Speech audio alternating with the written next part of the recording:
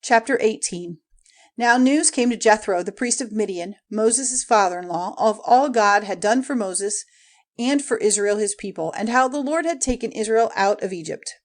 And Jethro, Moses' father-in-law, took Zipporah, Moses' wife, after he had sent her away, and her 2 sons, one of whom was named Gershom, for he said, I have been living in a strange land. And the name of the other was Eliezer, for he said, the God of my father was my help, and kept me safe from the sword of Pharaoh. And Jethro, Moses' father-in-law, came with his sons and his wife to where Moses had put up his tent in the wasteland, by the mountain of God. And he said to Moses, I, your father-in-law, have come to you with your wife and your 2 sons. And Moses went out to his father-in-law, went down on his face before him, and gave him a kiss. And they said to one another, Are you well? And they came into the tent. And Moses gave his father-in-law an account of all the Lord had done to Pharaoh and to the Egyptians because of Israel, and of all the troubles which had come on them by the way, and how the Lord had given them salvation. And Jethro was glad, because the Lord had been good to Israel, freeing them from the power of the Egyptians. And Jethro said, Praise be to the Lord, who has taken you out of the hand of Pharaoh, and out of the hand of the Egyptians, freeing the people from the yoke of the Egyptians. Now I am certain that the Lord is greater than all gods, for he has overcome them in their pride.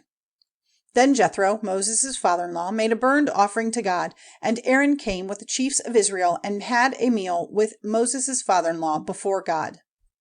Now on the day after, Moses took his seat to give decisions for the people, and the people were waiting before Moses from morning till evening. When Moses' father-in-law saw all he was doing, he said, What is this you are doing for the people? Why are you seated here by yourself, with all the people waiting before you from morning till evening? And Moses said to his father-in-law, Because the people come to me to get directions from God.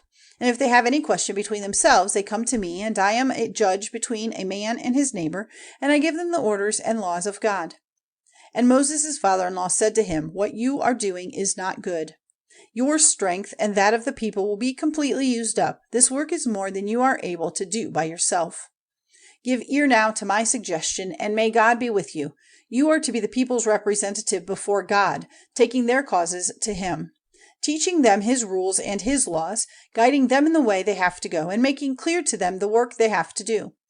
But for the rest, take from among the people able men, such as have the fear of God, true men, hating prophets wrongly made, and put such men over them, to be captains of thousands, captains of hundreds, and of 50s, and of 10s.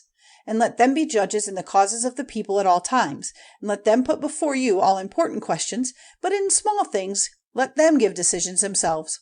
In this way it will be less hard for you, and they will take the weight off of you.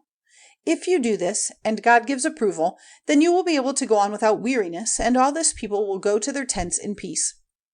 So Moses took note of the words of his father-in-law, and did as he had said, and he made selections of able men out of all Israel, and made them heads over the people, captains of thousands, captains of hundreds, and of 50s, and of 10s. And they were judges in the causes of the people at all times. The hard questions they put before Moses, but on every small point they gave decisions themselves.